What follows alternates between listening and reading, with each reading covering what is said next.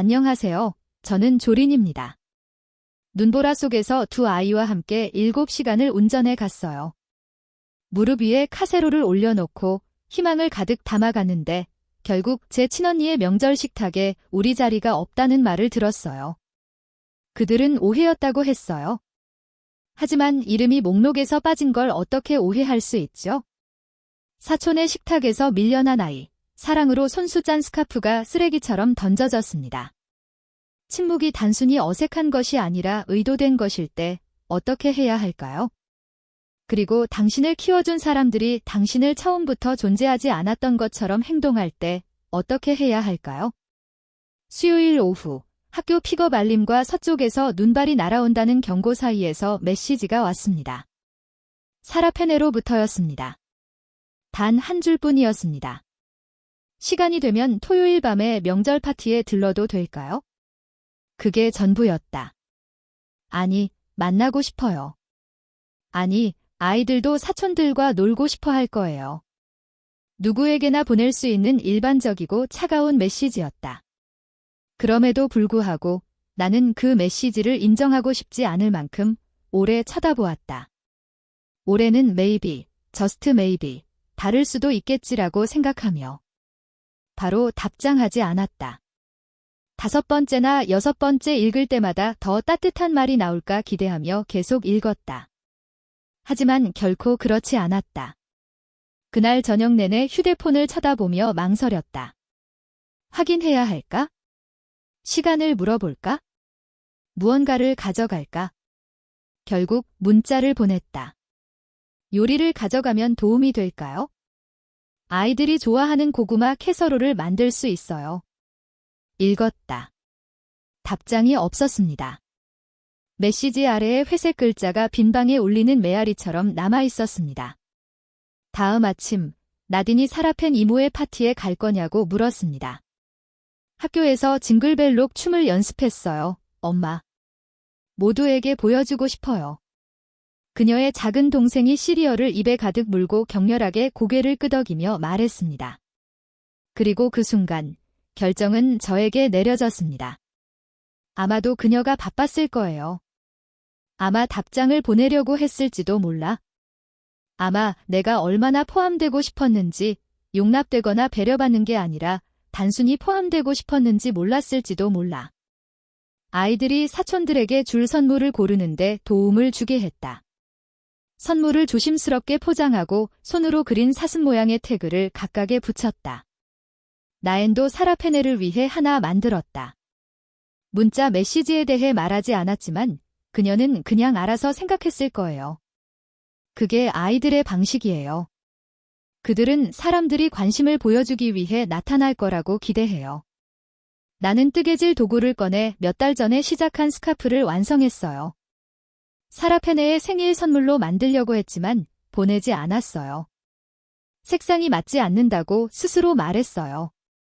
사실은 그녀가 나에게서 뭔가를 원할지 확신하지 못했어요. 그래도 결국 포장했어요. 금요일이 되자 눈 예보가 더 강해졌어요. 지역 뉴스 앵커는 눈보라 가능성이 있다고 발표했는데 그녀의 목소리는 마치 12월 축제 소식을 전하는 것처럼 밝았어요. 마지막 메시지를 보냈어요. 내일 저녁에 갈 계획이에요. 만약 변경 사항이 있다면 알려주세요. 답장은 없었지만 이번에는 그 침묵을 허락으로 해석했어요. 토요일은 매서운 추위로 찾아왔어요. 차에 코트, 부츠, 알루미늄 포일로 감싼 따뜻한 카세로를 실었다. 선물을 뒷좌석에 단단히 고정하고 모두의 모자와 장갑을 2번 확인한 후 운전석에 앉았다. 아이들은 들뜬 분위기에서 캐롤을 부르고 캔디 케인을 교환하며 숨결이 창문을 흐리게 했다. 우리는 거의 7시간 동안 운전했다. 예보된 폭풍은 아이오와 주 중간에서 몰아쳤다. 시야가 급격히 줄어들었다. 핸들을 손에서 떨어질 것처럼 움켜쥐었지만 이번에는 다를 거라고 믿어야 했기 때문에 계속 운전했습니다. 아이들에게 도로 상태가 얼마나 나쁜지, 몇 번이나 돌아가려고 생각했는지 말하지 않았습니다. 제가 한 말은 곧 도착해요 뿐이었습니다. 도로 표지판이 흐려지고 손이 마비될 때까지도요.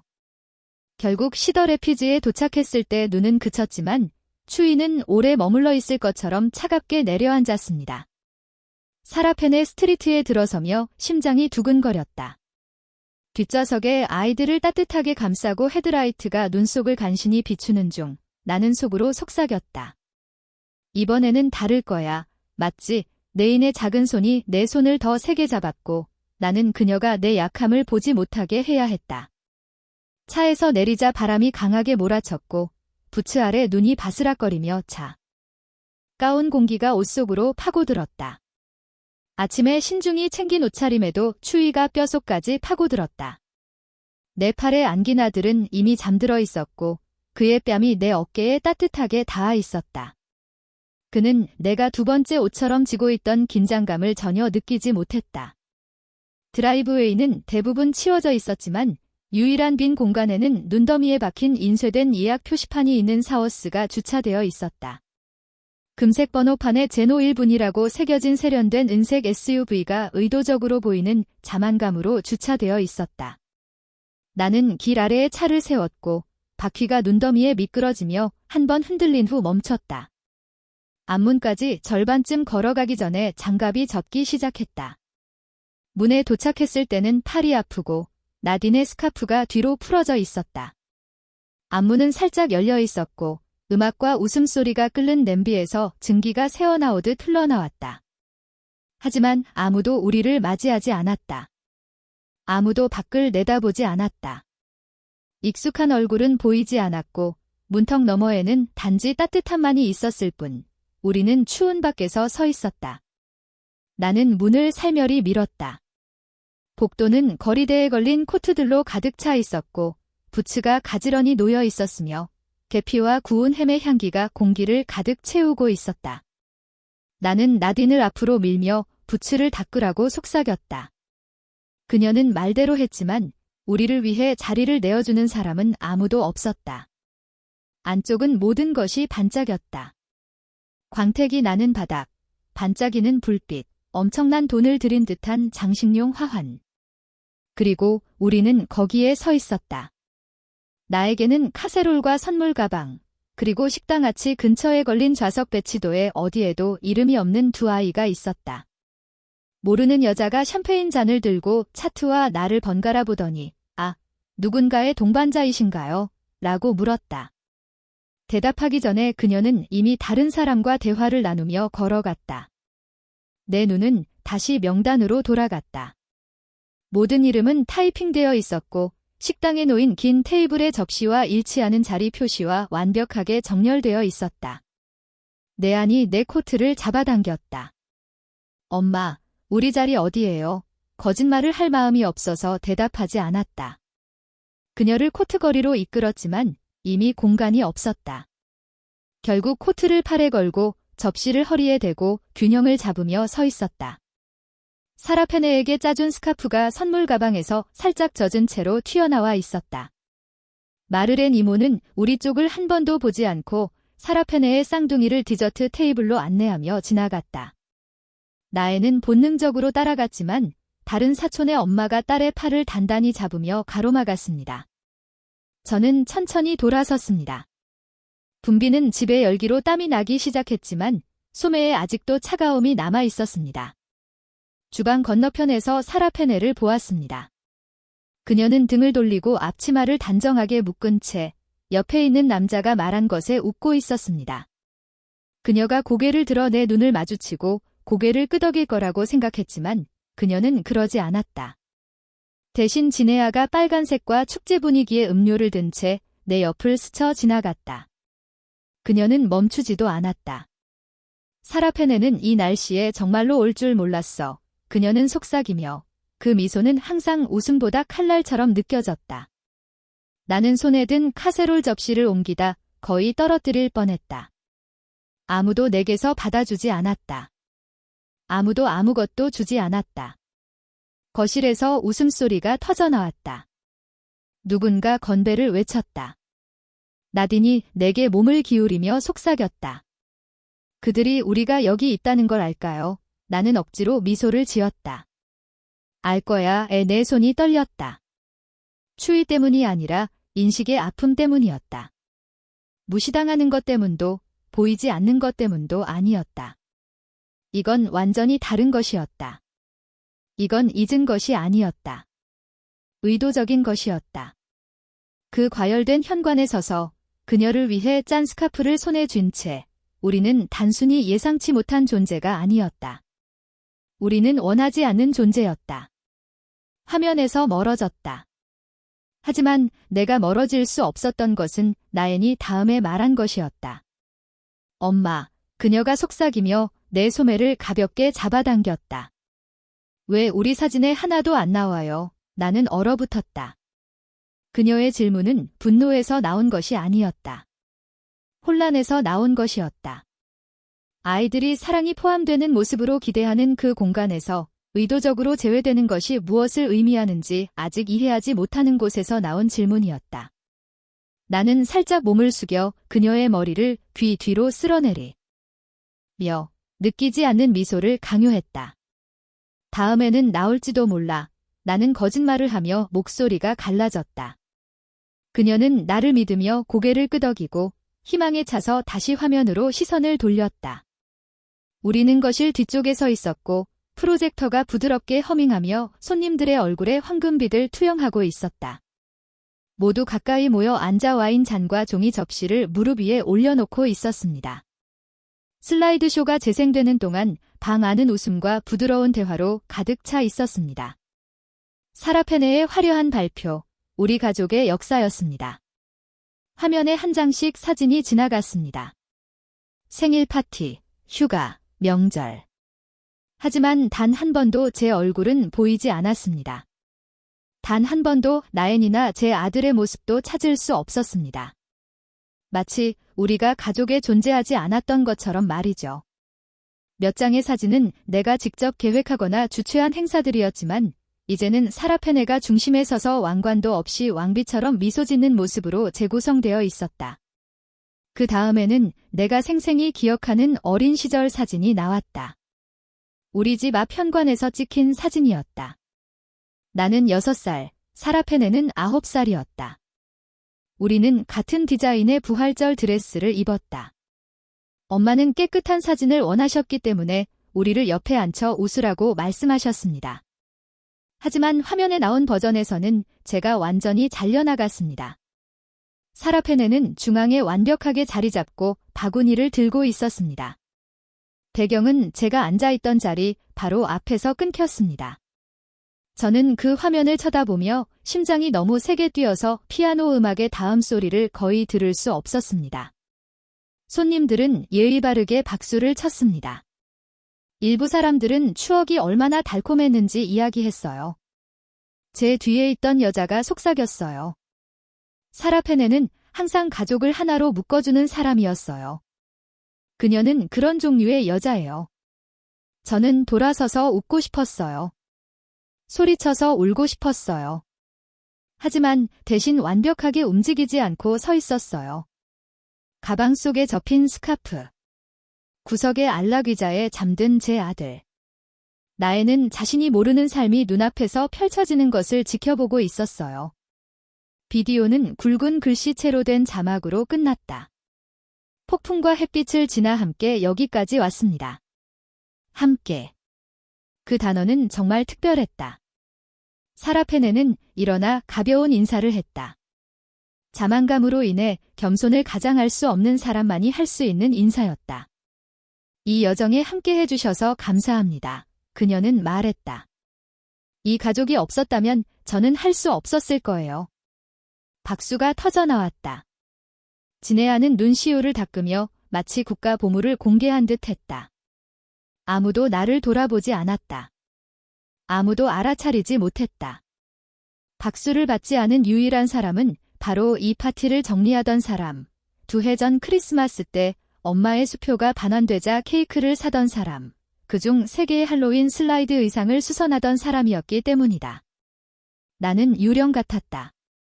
존재는 하지만 보이지 않고 들리지만 기억되지 않는.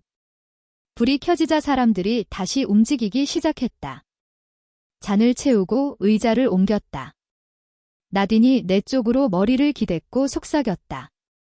모두가 비디오에 나왔다고 들은 것 같았다. 나는 대답하지 않았다. 무슨 말을 할 수 있었을까? 대신 사라페네가 손님을 안고 아름다운 댓글에 감사하는 모습을 지켜보았다. 교환된 말 중 일부를 들었습니다. 네, 너는 항상 접착제 같은 존재였어. 아무도 제가 어디에 있었는지 묻지 않았습니다. 제 이름도 언급되지 않았습니다.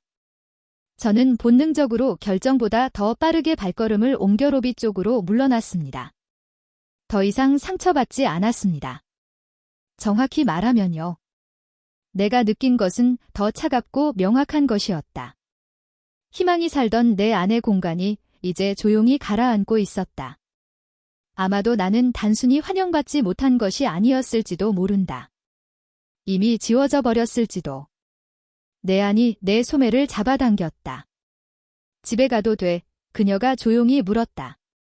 나는 그녀 옆에 쪼그려 앉아 뺨에 머리를 쓸어내리며 낮은 목소리로 말했다. 곧 갈게, 사랑해. 조금만 더 기다려 달겠어. 그녀는 고개를 끄덕였지만 우리가 현관문을 통과했을 때보다 눈동자의 빛이 흐려져 있었다.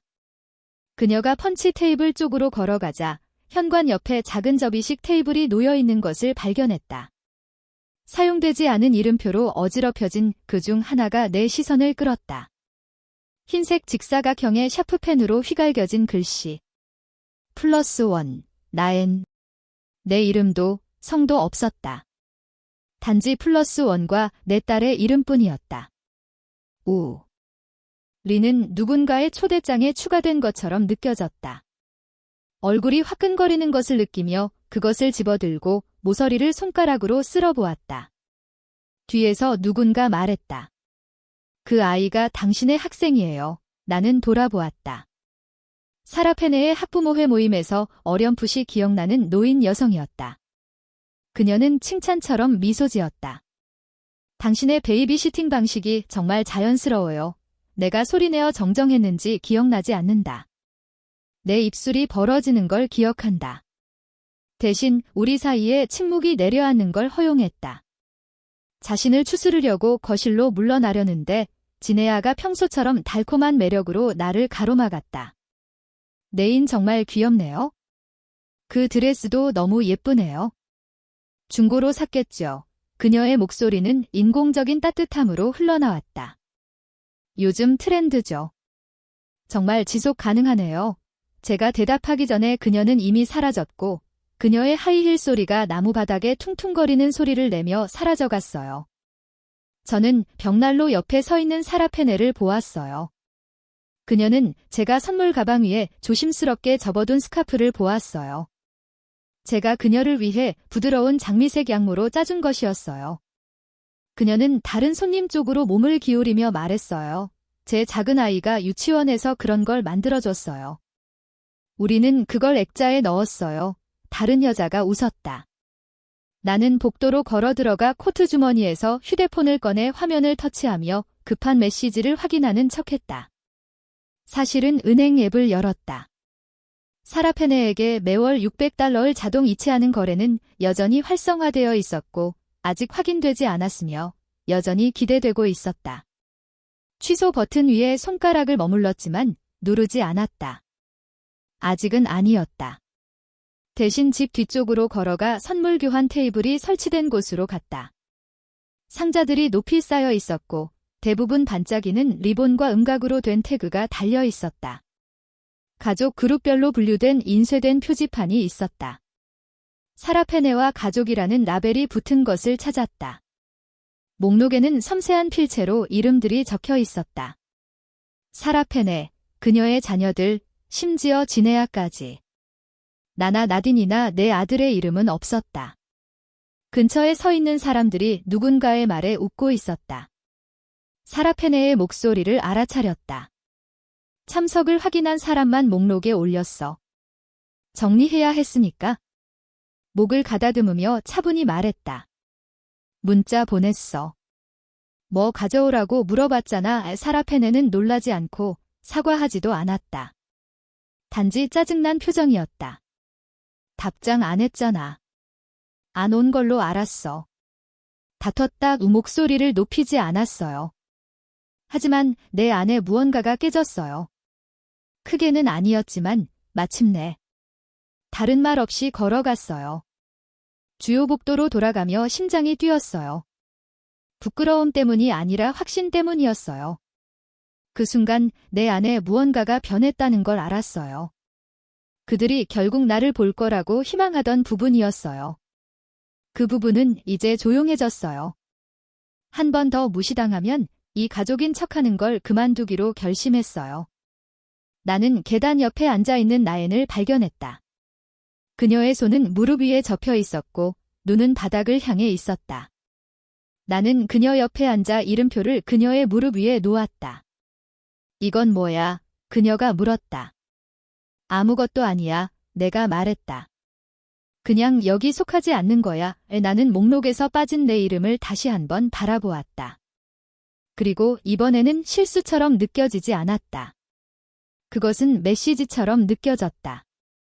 대화의 소라는 차분한 속삭임으로 가라앉았고 나디는 조용해졌다. 그녀는 복도 근처에 서서 내게 몸을 기댔고 작은 목소리가 안개 속을 뚫고 들려왔다. 이제 집에 갈 수 있나요? 엄마. 나는 그녀의 눈높이에 맞춰 쪼그려 앉아 이마에 곱슬머리를 쓸어내리며 미소를 지으려 노력했다. 아직은 안 돼. 나는 속삭였다. 하지만 곧 그녀는 강요하지 않고 고개를 끄덕였다. 그녀조차도 느낄 수 있었다. 따뜻한 조명과 차가운 마음으로 가득 찬 방에 두꺼운 안개처럼 떠다니는 긴장감. 간식 테이블 근처로 돌아가자 사라페네가 지네아의 친구를 손님들의 원으로 소개하고 있었다. 나는 몇 발자국 떨어진 곳에서 완전히 보이는 위치에 서 있었지만 내 존재는 벽지처럼 무시당했다. 무게를 옮기며 누군가 눈길을 주길 바랐지만 아무도 그러지 않았다. 지네아의 친구가 물었다. 여기 모두 가족이에요. 지네아는 웃으며 나를 향해 시선을 돌렸지만 나를 지나쳐 말했다. 아, 여기 모두 각자의 역할이 있죠. 일부는 뒤에서 지원하는 거죠. 왜 나는 깜짝 놀랐다. 케이터링 직원이 지나가며 말했다. 실례합니다. 그 트레이를 음료수 쪽으로 좀 더 가까이 옮겨주시겠어요? 그가 나를 직원으로 인식하지 못하고 말한 것을 깨달은 것은 내가 돌아섰을 때였다. 아, 미안해요. 라고 생각했다. 짧은 고개를 숙이고 뒤로 물러섰다. 사과할 필요는 없었다. 이미 일은 벌어졌으니까. 잔 부딪히는 소리가 화로 쪽으로 사람들의 시선을 끌었다. 사라페네가 와인을 높이 들어 올리며 말했다. 간단한 건배예요. 미소는 완벽했고 자세는 단정했다. 이 모든 것을 가능하게 해준 분들께 엄마의 지혜에, 저의 노력에, 그리고 진정한 가족의 의미를 상기시켜주는 친구들에게 잠시 침묵이 흘렀다. 당연히 내 이름은 언급되지 않았다. 그때 그녀가 말했다. 내 배가 뒤틀리는 그 말이었다. 이 가족이 번영하는 이유는 우리가 우리에게 도움이 되지 않는 것을 놓아주기 때문입니다. 방 안은 동의의 속삭임으로 가득 찼다. 누군가가 교회에 있는 것처럼 고개를 끄덕이는 것을 보았다. 나에는 디저트 테이블 옆에 서서 사라피네의 보조원이 아이들 테이블의 이름 카드를 재배열하는 것을 조용히 지켜보고 있었다. 그녀는 내 소매를 다시 잡아당겼다. 엄마, 제 이름이 없어요. 내가 다가갔더니 정말로 사라페네의 아이들과 다른 사촌들만 목록에 있었다. 나엔도, 내 아들도 없었다. 나는 비서를 향해 말했다. 실수인가요? 그녀는 반쯤 웃으며 말했다. 공식적으로 RSVP를 한 아이들만 포함시켰어요. 인원 파악에 도움이 되니까요. 우리는 이야기했고 나는 2번이나 문자를 보냈다. 아마 기록되지 않았나 봐요. 사라페네가 다가왔어요. 목소리는 가벼웠지만 눈은 고정된 채로. 오늘 밤 여기서 환영받는 느낌을 받을 수 있었을까요? 저는 낮은 목소리로 물었어요. 그녀는 코로 숨을 내쉬었어요. 당신은 항상 일을 더 어렵게 만들어요, 조린. 그 말은 새롭지 않았어요. 그 말은 재활용된 것이었어요. 제가 불편함을 표현하거나 결정을 도전하거나 너무 크게 존재할 때마다 반복되었죠. 저는 나엔을 바라보았어요. 그녀는 손바닥을 가슴 앞에 모은 채 조용히 서 있었어요. 저는 소리치지 않았어요. 소동을 일으키지도 않았지만 선물 가방에서 스카프를 집어 들었어요. 정성스럽게 접었어요. 나딘에게 코트를 입혀주고 의자에 반쯤 잠든 아들의 몸에 재킷을 감아주었어요. 사라페네에게 마지막으로 돌아서서 말했습니다. 만약 침묵이 속세의 대가라면 나는 더 일찍 말했을 거예요. 그녀는 입을 열었지만 나는 이미 걸어가고 있었습니다. 그리고 문 손잡이를 잡는 순간 내 뒤에서 누군가가 나를 멈추게 하는 말을 했습니다. 눈이 창문에 두껍게 쌓여 있었고 노란 현관 불빛 아래에서 재처럼 부드럽게 날리는 눈꽃들이 떠돌고 있었습니다. 안쪽 방은 여전히 소란스러웠다. 음악 위에 겹치는 목소리, 도자기 그릇에 부딪히는 포크 소리, 누군가의 명절 이야기의 결말에 터지는 웃음소리. 하지만 나는 그 어떤 소리도 듣지 못했다. 복도 근처에서 사촌인 레이첼, 아마도 그녀가 나를 옆으로 끌어당겼다. 그녀는 미주 중서부 여성들이 완벽하게 익힌 그 부드러운 경고의 미소를 지었다. 그 미소는 나는 좋은 의도지만 곧 날카로워질 거야 라고 말하는 듯 했다. 조린, 그녀가 조용히 말했다. 사라펜이 오늘 밤 평화를 유지하려고 노력하고 있어요. 이걸 당신 문제로 만들지 마세요. 나는 머리를 살짝 기울였다. 그게 웃기네요. 라고 차분하고 조용히 말했다. 이미 내 문제니까요. 나는 단지 예에 바르게 말하지 않을 뿐이에요. 그녀는 내 대답에 어떻게 반응해야 할지 몰라 눈을 깜빡였다. 그녀가 이해하기 전에 나는 그녀를 지나쳐 걸어갔다. 나엔과 그녀의 작은 동생은 아이들 테이블 근처에 종이 접시를 들고 서서 자리가 생기기를 기다리고 있었다. 사라페네의 아들 중 한 명이 그들을 손짓으로 물리쳤다. 친절하지는 않았지만 어색한 미소를 지으며. 그 자리는 사촌들 거예요. 나엔이 왜냐고 묻기 전에 다른 아이, 더 나이가 많고 날카로운 아이가 속삭였다. 우리는 사실 친척이 아니니까 운에 숨이 막혔다. 나는 방을 가로질러 나엔의 손을 잡고 그녀 옆에 쪼그려 앉았다. 너는 괜찮아. 나는 속삭였다. 너는 아무 잘못도 하지 않았어. 그녀는 고개를 끄덕였지만 미소 짓지 않았다. 그녀는 아직 손대지 않은 접시를 더 세게 움켜쥐었다. 일어나 방을 둘러보더니 바 근처에서 사람들을 주시하고 있는 사라페네를 발견했다. 목소리를 높이지 않도록 조심하며 그녀에게 걸어갔다. 이건 내 아이디어였어. 라고 물었다. 내 조카들이 가족처럼 느끼지 않도록 하기 위해. 서히 그녀는 당황해 눈을 깜빡였지만 즉시 회복했다. 이미 이 일에 대해 이야기했잖아, 조린. 너는 항상 모든 걸 과도하게 해석해. 사소한 것까지 해석하는 거야?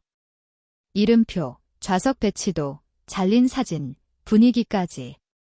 나는 대답하지 않았다. 대답할 필요가 없었다. 대신 휴대폰을 꺼냈다. 손가락은 흔들리지 않고 은행 앱을 열었다. 익숙한 거래 내역이 있었다. $600 서레퍼노 W 월별 이체. 3초 만에 취소했다. 그녀는 알아챘다. 무슨 짓을 하는 거야? 그녀가 물었다. 나는 그녀의 눈을 바라보며 말했다. 우리가 이렇게 의미를 부여하는 거라면 나도 이걸 해석해볼게. 그녀는 대답하려 입을 열었지만 아무 말도 나오지 않았다. 그녀가 말을 찾기 전에 나는 걸어갔다. 아이들을 코트 입은 채로 모아 마지막으로 방을 둘러보았다. 아무도 우리를 보고 있지 않았다. 정말로. 그들은 우리가 처음부터 거기에 없었다는 듯이 행동하고 있었다. 밖으로 나서는 순간 사라페네의 목소리가 뒤에서 울려왔다. 정말 크리스마스에 이러는 거야. 나는 문을 살짝 열어 그녀의 목소리가 들릴 만큼만 열고 돌아섰다. 너 먼저 시작했잖아. 그리고 차가운 공기가 뺨을 스쳤다.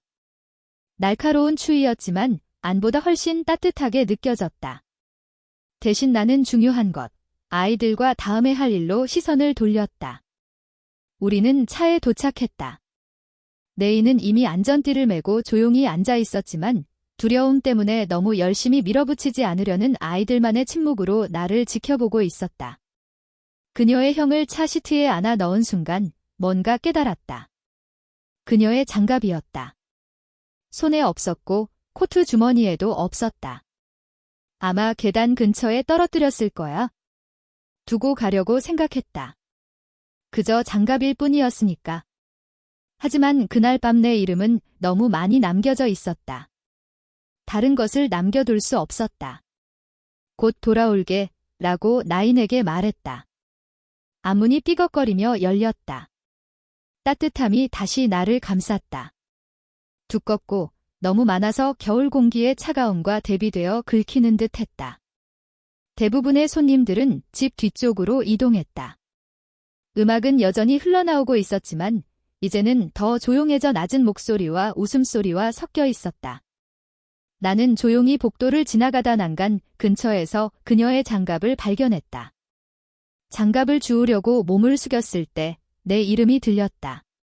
그녀는 항상 폭풍이었어. 사라페네가 말하고 있었다. 그녀의 목소리가 부엌의 틈새로 흘러나왔다. 그녀 없이 평화를 이뤘어. 나는 얼어붙었다.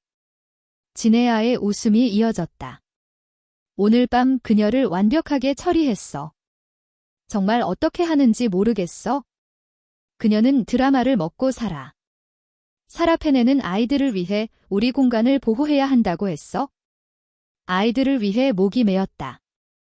그게 그들이 항상 자신을 변명하기 위해 쓰는 말이었어.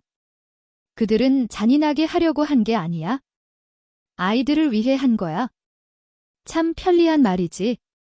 그녀는 장면을 원했을 거예요. 지네아가 계속 말했다.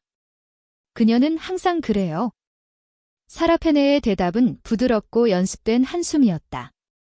네, 하지만 그녀는 내 앞에서 그렇게 시도하지 않을 만큼 현명해요. 웃음이 이어졌다. 나는 뒤로 물러섰다. 손에 든 장갑이 무겁게 느껴졌다. 복도를 따라 걸어가며 입구 테이블을 다시 지나쳤다. 모르는 손님이 누군가와 대화하며 나를 향해 시선을 돌렸다. 저 사람이 전에 화난 것처럼 보였던 언니인가요? 그녀가 물었다. 사라페네의 목소리가 다시 들렸다. 부드럽고 무심한 톤이었다. 그녀는 힘든 한 해를 보냈어요. 기대를 너무 많이 주지 않으려고 했어요. 그리고 내 어머니, 레브베니아도 거기에 있었다. 나는 그녀를 보지 못했지만 동의하는 소리를 들었다. 아마도 고개만 끄덕였을 거야. 공모의 침묵. 방어나 진실은 없었다. 나는 식당 근처의 창문 쪽으로 돌아섰다. 5살쯤 된 작은 사촌이 커튼 옆 의자에 서 있었다. 그는 나를 발견하고 미소 지으며 열정적으로 손을 흔들었다. 나도 손을 흔들었다. 그는 몰랐다. 아직은. 그 방에 서서 지워지는 것이 무엇을 의미하는지 몰랐다. 나도 한때 그 아이였으니까. 어른들이 불편한 부분을 빼고 친절의 의식을 행하는 것을 지켜보던. 나는 창문에서 돌아서서 천천히 부엌 쪽으로 걸어갔다. 그들은 다시 토스트를 나누고 있었다. 사라페네가 잔을 들어 올렸다. 정말로 참석하는 사람들에게 감정적으로나 다른 면에서나 라고 말했다. 지네아가 먼저 크게 웃었다. 다른 사람들도 따라 웃었고 내 어머니도 마찬가지였다. 비웃음이나 조롱이 아닌 잘 맞은 농담에 고개를 끄덕이는 듯한 작은 웃음이었다. 내 손은 이제 차갑지 않았고 화도 나지 않았다. 나는 작별 인사를 하지 않았다. 눈도 마주치지 않았다. 들어온 문으로 슬며시 빠져나갔다. 장갑을 손에 든 채 문을 소리 없이 닫히게 했다. 공기는 더 차가워졌고 바람은 더 강해졌다. 하지만 코트를 더 단단히 감싸지 않았다. 떨지도 않았다. 차로 돌아가며 스스로에게 속삭였다. 그들은 나를 다시 상처 입힐 수 없어. 이렇게는 안 돼. 차 불빛이 깜빡였다. 나엔이 창문 너머로 나를 바라보고 있었다. 눈이 커져 있었다. 문을 열고 장갑을 건네며 그녀의 이마에 키스했다. 그러고는 운전석에 미끄러지듯 앉아 앞만 바라보며 집이 뒤로 사라지도록 했다. 그리고 아마도 정말로 그들이 나를 떠나는 모습을 보고 싶지 않았을지도 모른다. 다음 아침 나는 조용히 깨어났다. 눈은 여전히 내리고 있었지만 이제는 더 부드럽게 마치 하늘 자체가 폭풍으로 인해 지쳐버린 듯 했다. 내 몸은 이름 모를 통증으로 아팠다. 피로 때문이 아니라 너무 오래 모든 것을 억누르며 살아온 탓이었다. 아이들은 여전히 잠들어 있었다. 전날 밤 하초코와 애니메이션을 보고 소파에 쓰러져 잠든 채로 이불에 얽혀 있었다. 나는 그들을 그대로 두었다. 그들은 내 내면의 고통을 깨우지 않아도 되었다. 커피를 내리고 창가에 서서 밖의 세상이 흰색으로 부드러워지는 모습을 지켜보았다. 순간 화가 나지 않았다. 몇 날 며칠 동안 느껴보지 못한 가벼움과 안도감이 밀려왔다. 거실로 돌아가 노트북을 잡고 빈 글을 열었다. 손가락이 키보드 위에서 떠돌았다. 말할 것이 없어서가 아니라 신중하게 말해야 한다는 것을 알았기 때문이었다. 사라페네를 위해, 다른 사람들을 위해가 아니라 나를 위해였다. 이름을 언급하지 않았다. 비난하지 않았다. 일어난 일을 썼다.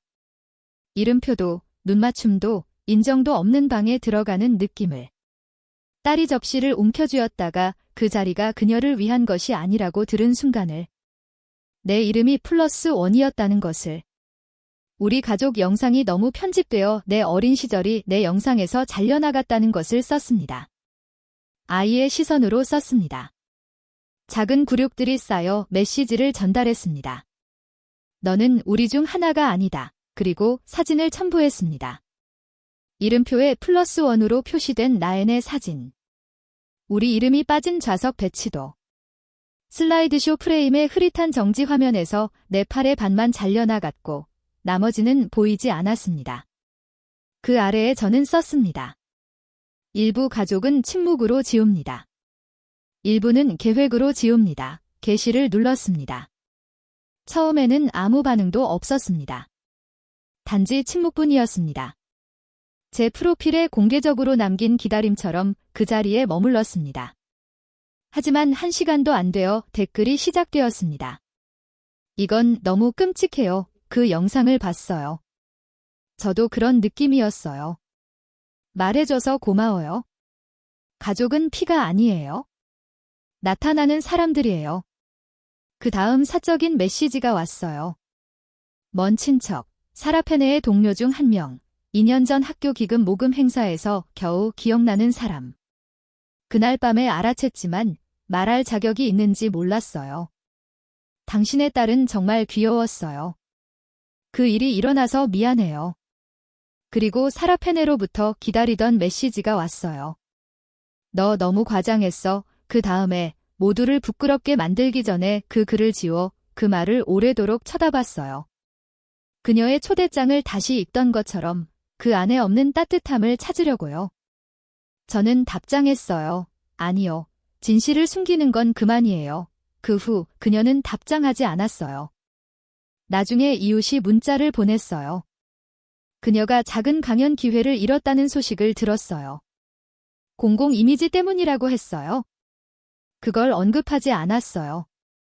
그녀에게 묻지도 않았어요. 복수 때문이 아니었어요. 복수를 위해 게시물을 올린 게 아니었어요. 게시물을 올린 건 지우기가 폭력이고 침묵은 그걸 키우기 때문이에요. 때로는 진실을 말하는 게 복수가 아니라 해방이에요. 설명할 것이 아무것도 남지 않았고 그게 자유였다. 게시물을 공유한 지 이틀이 지났다. 눈은 밤새 녹아 보도에 불규칙한 줄무늬를 남겼다. 공기는 더 따뜻해졌고 거의 용서하는 듯 했다. 숨을 쉴 때마다 날카로운 무엇에 긁히는 느낌 없이 숨을 쉴 수 있는 공기였다. 휴대폰의 알림은 느려졌다. 초기 메시지, 댓글, 조용한 지지 메시지의 파도는 정점을 찍고 물러났다. 이제 남은 것은 부드럽고 안정적이며 부정할 수 없는 메아리였다. 가장 놀라운 것은 낯선 사람들이 연락을 준 것이 아니었다. 익숙한 이름들, 이웃들, 옛 동창들, 심지. 사라페네의 전 동료까지도 메시지를 보냈다. 그 메시지는 단순히 이렇게 쓰여 있었다. 그녀가 당신에게 말하는 모습을 항상 봤어요. 내가 뭔가 말했더라면 좋았을 텐데요. 하지만 내 가족 아무것도 없었습니다. 전화도, 문자도, 심지어 수동적인 공격적인 이모티콘 반응조차 없었습니다. 그저 수년간 나를 감싸던 침묵이 이제 유니폼처럼 익숙해진 채로 남아 있었습니다. 그 침묵은 더 이상 아프지 않았습니다. 오히려 확인처럼 느껴졌습니다. 그날 오후 늦게 빨래를 접고 있을 때 나딘이 스케치북을 끌고 방으로 들어왔다. 그녀는 내 옆에 소파에 올라앉아 물었다. 할머니가 우리에게 화났어요. 질문은 부드러웠지만 그녀의 눈은 내 눈에서 떠나지 않았다. 무언가 확실한 것을 찾고 있었다. 나는 숨을 쉬었다. 할머니는 진짜로 느끼는 것을 말할 줄 모르시는 것 같아요. 그리고 때로는 사람들이 침묵을 지키는 건 두려움 때문이에요. 편안함을 잃는 걸 두려워해서요. 다른 사람을 실망시키는 걸 두려워해서요. 그게 화났다는 뜻은 아니에요. 그녀는 천천히 고개를 끄덕였다. 하지만 그들은 미안하다고 말하지 않았어요. 아니, 그들은 말하지 않았어요. 내가 말했다. 그리고 그들은 말하지 않을 수도 있어요. 하지만 그게 우리가 잘못했다는 뜻은 아니에요. 그녀는 내가 예상보다 더 쉽게 받아들였다. 아마 아이들은 우리가 생각하는 것보다 더 많이 이해하는 것일지도 몰라. 아니면 그녀는 이미 내가 수십 년 동안 모르는 척했던 것을 이미 배웠을지도 몰라요. 그날 저녁 식사 직전 현관에서 둔탁한 소리가 들렸어요. 문을 열자 상자가 있었어요. 라벨도 손글씨도 없었지만 포장지를 알아봤어요. 파티에 가져간 선물에 사용한 것과 같은 포장지였어요. 상자 안에는 제가 남겨둔 모든 물건이 들어있었습니다. 접혀있는 스카프, 손대지 않은 채로. 나딘이 도와서 구운 쿠키, 이제 눅눅하고 부서진 상태로. 레브니아에게 사준 선물, 아직 개봉하지 않은 채로 태그가 붙어 있었습니다. 메모도 설명도 없이 제가 시도한 모든 것을 조용히 의도적으로 돌려보낸 것이었습니다. 저는 문턱에 서서 상자를 품에 안은 채로 상자가 점점 무거워지는 것을 느끼며 오래 서 있었습니다. 그것은 물건의 무게가 아니었다. 메시지였다. 우리는 이걸 원하지 않아.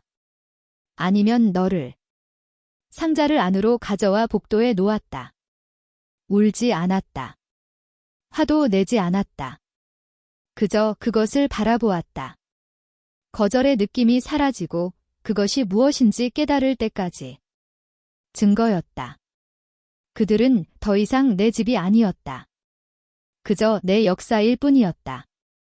다음 몇 날 동안 나는 근육기억처럼 일상적인 일을 반복했다. 식료품 쇼핑, 아이들 등하교, 고객 전화. 하지만 내 안에 무언가가 변했다. 오지 않을 답장을 기다리며 휴대폰을 확인하는 것을 그만뒀다.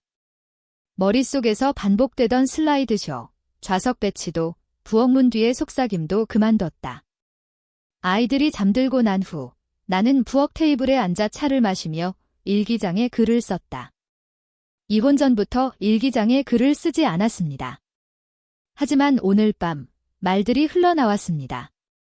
저는 수년간 태어날 때부터 당연히 내 것이어야 할 것을 얻기 위해 노력했습니다. 식탁의 자리, 사진 속의 자리, 설명이 필요 없는 이름. 잠시 멈췄다가 계속 썼습니다. 속해 있다는 것은 얻어야 할 것이 아닙니다. 만약 그렇다면 그것은 진짜가 아닙니다. 일기를 닫고 방을 둘러보았습니다. 소파 아래에 흩어진 장난감, 바닥에 떨어진 빵 부스러기, 복도 저쪽에서 들리는 아들의 코 고는 소리, 모든 것이 완벽하지 않았지만 여전히 내 것이었습니다. 그들의 침묵은 컸습니다. 하지만 내 안에서는 드디어 조용해졌습니다. 드디어 조용해졌습니다. 주변 세상은 여전히 소란스러웠습니다. 사람들이 여전히 말하고 있었습니다. 하지만 내 안에서는 소리가 사라졌습니다. 지속적인 자기 탐구, 말하고 싶었지만 말하지 못했거나 되돌리고 싶었던 말들의 반복. 모든 파티, 모든 생일, 평화를 유지하기 위해 자신의 목소리를 삼켰던 순간들의 정신적 루프. 사라지고 고요함으로 대체되었다. 그 게시물을 공유한 지 일주일이었다. 밖에 눈은 부분적으로 녹아 회색 진흙과 드러난 땅을 남겼고 마치 땅 자체가 12월의 무게를 털어내는 듯 했다. 학교 픽업 시간에 몇몇 시선이 느껴졌다. 어깨가 긴장되는 종류의 시선이 아니라 평소보다 조금 더 오래 머무는 시선이었다. 거의 모르는 엄마 중 한 명, 안네트라고 생각되는 사람이 지나가며 작은 미소를 지었다. 당신의 글을 읽었어요. 그녀는 속삭이듯 말했다. 당신이 공유한 이야기는 많은 사람들이 용기를 내지 못하는 것들이에요. 나는 고개를 끄덕이며 감사했다. 그 이상은 필요 없었어요. 슈퍼마켓에서 세 블록 떨어진 옛 이웃이 시리얼 코너에서 저를 멈춰 세웠어요. 당신이 말할 줄은 몰랐어요. 그녀가 말했어요. 하지만 누군가가 말해줘서 다행이에요. 사라페네는 그 마지막 문자 이후로 한마디도 하지 않았지만 다른 사람들로부터 소식을 들었어요. 그녀의 커뮤니티 보드 임기가 연기되었다고 커피를 마시며 우연히 들었어요. 그리고 그녀가 비영리 단체와의 계약을 잃었다는 것도 들었어요. 나한테서 들은 건 아니에요. 대답하지 않았어요. 관심이 없어서가 아니라 더 이상 점수를 계산하지 않기로 했기 때문이에요. 나를 짓누르던 그 침묵이 이제는 보호막이 되었어요. 그녀의 몰락에서 기쁨을 느끼지 못하게 했지만 동시에 그 일이 일어나고 있다는 사실에 죄책감을 느끼지 않게 했어요. 어느 오후 집에 돌아오니 현관에 슈퍼마켓 가방이 놓여 있었어요. 영수증도 메모도 이름도 없었어요. 단지 제 가장 좋아하는 차 한 상자, 신선한 사워도우 빵 한 덩어리, 과일 몇 개, 그리고 제 아들의 그라놀라 바 한 팩이 들어 있었어요. 레브베니아로부터 온 것임을 알았어요. 그게 그녀의 방식이었죠. 그녀는 사과하지 않았어요. 말 대신 식료품을 제공했어요. 가방을 안으로 가져와서 망설임 없이 풀어보았습니다. 때로는 침묵이 여전히 잘못된 대답이었지만 이번에는 설명이 필요 없는 보답으로 느껴졌습니다. 감사하다고 전화하지 않았고 그녀도 안부를 묻는 메시지를 보내지 않았습니다. 그날 밤 나딘이 숙제를 하는 동안 휴대폰을 스크롤하다가 지네아가 동영상을 올린 걸 봤어요. 그녀는 제 이름을 언급하지 않았지만 톤은 분명했어요. 사람들은 쉽게 오해해요. 그녀는 팔로워들에게 말했어요. 누군가가 배제된 느낌을 받는다고 해서 항상 그런 건 아니에요. 때로는 사람들이 스스로를 고립시키기도 해요. 댓글 섹션은 그녀가 기대했던 대로 흘러가지 않았어요. 그 사건을 봤어요. 그녀는 상상한 게 아니었어요. 누군가를 보이지 않는 사람이라고 부르는 건 오해가 아니에요. 다른 사람의 지우개를 다시 쓸 수는 없어요. 저는 그 스레드에 참여하지 않았어요. 필요 없었으니까요. 주말이 되자 영상은 삭제되었어요. 그 주일날 나인과 쇼핑을 갔어요. 우리는 가게를 마치 평범한 날처럼 걸어 다녔어요. 그녀는 휘핑크림 캔을 잡고 속삭였어요. 오늘 밤 핫코코아. 물론이지, 라고 말했어요. 우리는 냉동식품 섹션에서 서로 속삭이는 두 여성을 지나쳤어요. 한 명이 저와 눈이 마주치며 예의 바르게 고개를 끄덕였어요. 동정심이 아니라 인정이에요. 예전에는 그런 순간들을 두려워했어요. 그 공개적인 노출을, 하지만 이제 저는 그것을 환영해요. 나는 해결해야 할 문제나 묻혀야 할 스캔들이 아니었다. 나는 단순히 그것을 입 밖으로 내뱉은 사람일 뿐이었다. 줄을 서서 기다리던 중 나엔이 내게 기대어 휘파람을 불었다. 나는 그녀를 내려다보며 미소 지었다. 나는 더 이상 보이지 않는 존재가 아니었다. 그들이 나를 본 것이 아니라 내가 나를 본 것이었다. 때로는 복수는 포효하지 않는다. 그저 우유를 사는 동안 옆에서 걸어갈 뿐이고 그 침묵이 처음으로 평화를 가져다 주었다. 파티가 끝난 지 2주가 지났습니다. 한때 혹독하고 무거웠던 눈은 인도와 도로 가장자리에서 서서히 물러나며 진눈깨비와 잊혀진 잎사귀를 드러냈습니다. 시더 레피즈의 삶은 조용한 걸음과 두꺼운 코트 속에서 계속되었습니다. 나도 마찬가지였습니다. 목요일 아침 학교 점심을 준비하고 나엔의 사진 촬영 날을 위해 셔츠를 다리던 중 전화가 왔습니다. 전화를 받지 못했지만 이름이 선마라는 걸 보는 순간 많은 말이 없을 거라는 걸 알았다. 토스트에 버터를 발라가며 재생 버튼을 눌렀다. 너와 아이들이 따뜻하길 바라. 그게 전부였다. 파티에 대한 언급도, 게시물에 대한 언급도, 사과도 없었다.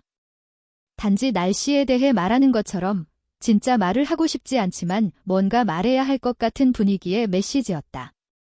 다시 전화하지 않았어요. 그날 오후 오래된 문서가 든 서랍을 정리하다가 몇 년 동안 보지 못한 가족 사진이 든 봉투를 발견했어요. 약국에서 인쇄한 사진으로 모서리에 날짜가 적혀 있고 손가락 자국이 번진 사진들이었어요. 바닥에 앉아 하나씩 살펴봤어요. 생일, 추수감사절, 호수에서의 여름. 젊은 시절의 우리 모습을 살펴보았습니다. 수영복과 크리스마스 파자마. 를 입은 채 웃고 있는 모습들. 아빠가 어깨에 나를 올려놓고 햇빛을 가려주는 사진이 하나 있었습니다. 그 사진에게 속삭였습니다. 당신은 노력했어요. 그렇게 생각해요. 다음 날 저녁 식사 직후 문이 두드렸습니다. 엘리엇이 현관에 서서 코트 주머니에 손을 넣고 긴장된 표정이었지만 친절한 모습으로 서 있었습니다. 여기서 머물지 않을게요. 그가 말했습니다. 그냥 말하고 싶었어요. 당신이 옳았다는 걸 우리는 모두 알았어요. 그냥 인정하지 못했을 뿐이에요. 그는 갈색 종이에 쌓인 작은 상자를 건넸습니다. 테이프도 장식도 없었습니다. 안에는 2여름 전 가족단체 사진의 인화물이 있었습니다. 사라페네가 온라인에 올린 사진이었는데 필터가 너무 강해서 제가 투명하게 보였죠. 이 버전은 편집되지 않았습니다. 나는 그 사진 속에 분명히, 단단히 미소 짓고 있었다. 그는 감사 인사를 기다리지 않았다. 나를 안으려고도 하지 않고 한번 고개만 끄덕이고 차로 돌아갔다. 나는 그 사진을 액자에 넣지 않았지만 냉장고에 붙였다. 그 사진 속 사람들을 기억하기 위해서가 아니라 내가 사라지지 않았다는 것을 기억하기 위해서였다. 그들은 나를 자르려고 했지만 나는 프레임 안에 남아 있었다. 그날 밤 아이들이 잠들고 나서 저는 식탁에 앉아 빈 종이와 펜을 들었습니다. 편지를 썼습니다. 보내기 위해서가 아니라 가슴속에 남아있던 것을 끝내기 위해서였습니다. 편지는 사랑하는 엄마로 시작되어 당신을 용서하지만 모든 것을 기억합니다로 끝났습니다. 저는 편지를 한 번 접고 2번 접은 후 밖으로 나갔습니다. 추위가 손가락을 얼어붙게 만들며 나는 성냥으로 종이의 모서리를 불태우고 재를 모으기 위해 보관하던 틴통에 편지를 태웠다. 불꽃은 종이를 빠르게 말아올리며 각 단어를 삼켜버렸다. 결국 회색만 남았다. 나는 울지 않았다. 승리의 감정도 없었다. 단지 평온함만이 남아있었다. 그 작별 인사는 결코 입 밖으로 나오지 않았다. 하지만 우리는 모두 들었을 것이다. 하지만 우리는 모두 들었다고 생각합니다. 3월 첫 주까지 눈은 완전히 녹아 없어졌습니다. 아침 공기에는 여전히 차가움이 남아있었지만 인도에는 눈이 없었고 새들이 돌아왔으며 도서관 계단 옆에 작은 노란 꽃들이 끈질기게 피어났습니다. 바로 그곳에서 우리는 만났습니다. 나처럼 한때 자신들이 그 방에 공간을 주지 않은 곳에서 유일하게 남아있는 사람이라고 생각했던 여성들. 우리는 그것을 초대받지 않은 원이라고 불렀습니다. 농담이 아니라 우리가 모두 얻은 진실이었죠. 매주 목요일 저녁, 우리는 공공도서관의 뒷방에 모였습니다. 일부는 침묵으로 들어왔고 다른 이들은 말을 하며 도착했습니다. 말을 하기 전에 용기를 잃기 전에 말해야 했기 때문이죠. 우리는 이야기를 가져왔고 일부는 눈물을 가져왔습니다. 저는 나딘이 도와준 쿠키를 가져왔습니다. 화려하지는 않았지만 익숙한 것이었습니다. 우리는 서로에게 치유를 약속하지 않았습니다. 우리는 서로를 증언하겠다고 약속했습니다. 때로는 그걸로 충분했습니다. 나에는 사라페네에 대해 더 이상 묻지 않습니다. 그녀는 사촌들에 대해 말하지도 않고 생일에 대해 궁금해하지도 않습니다. 어느 오후, 그녀의 선생님이 가족 나무를 그린 수업 프로젝트를 집으로 보냈습니다. 그녀는 자신, 형제, 우리 강아지, 그리고 나를 중심에 그렸습니다. 할아버지나 할머니, 이모나 삼촌, 빈 공간도 없이 단지 우리뿐이었습니다. 저는 그것을 액자에 넣었습니다. 완성되었기 때문이 아니라 진실했기 때문입니다. 그 주 후반, 우리는 시장 밖에서 사라페네를 우연히 만났습니다. 그녀는 모르는 사람과 함께 있었고 몇 년 동안 먼지를 묻히지 않은 듯한 베이지색 코트를 입고 있었습니다. 우리의 눈이 잠깐 마주쳤고 그녀는 시선을 돌렸습니다. 저는 돌리지 않았습니다. 동정이나 우월감에서가 아니라 더 이상 깨지지 않았기 때문입니다. 그녀는 자신의 침묵을 지킬 수 있었습니다. 그 침묵은 더 이상 제 것이 아니었습니다. 집에 돌아와 장을 정리한 후 나는 다시 일기를 열었다. 그것은 조용한 의식이 되어 있었고 수년간 포기했던 것을 서서히 되찾은 것이었다. 파티 후 쓴 첫 번째 글 중 하나를 다시 읽었다. 더 이상 보여지기를 구걸하지 않을 거야. 그 아래에 새로운 줄을 썼다. 이제 다른 사람들이 보이게 느낄 수 있는 공간을 만들 거야. 그것이 변화의 시작이었다.